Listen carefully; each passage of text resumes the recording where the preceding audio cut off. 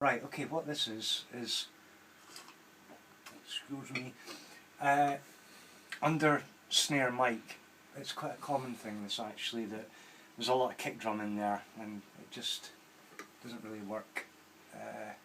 So the problem with this one is the guy's playing a lot of grace notes on the snare drum, and the grace notes are actually quieter than the kick drum bleed.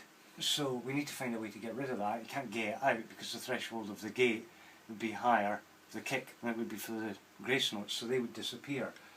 So this is what it sounds like.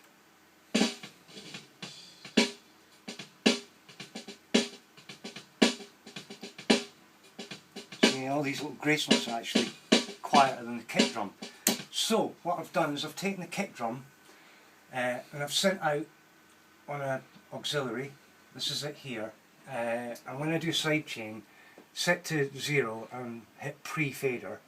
So that kick drum is now sending to the snare bottom mic channel, and so there's a compressor on there which is set to sidechain. I've got that on bus 15, so it's receiving from bus 15. Set on sidechain here, and set up the way I generally set up a sidechain to start with. This is just a generic DigiDesign compressor limiter 3 thingy.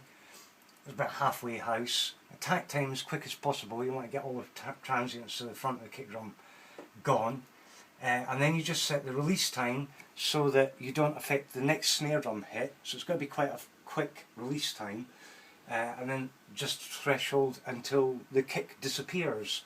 So this is it without the sidechain on it. You can hear the kicks hitting through quite hard there. Now, no kick.